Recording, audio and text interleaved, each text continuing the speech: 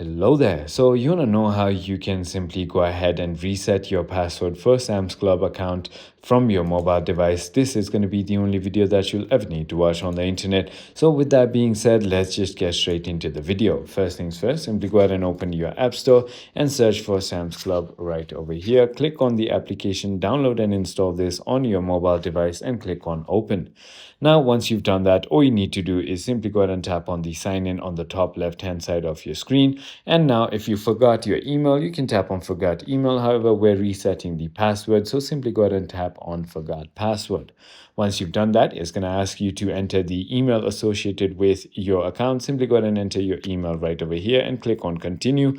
They'll send you a verification code to the provided email. And once you've done that, you'll have to enter the verification code back into the application and you will get the option to create your new password. So I hope this video was helpful to you. If it was, hit that like button and I'll see you on the next one.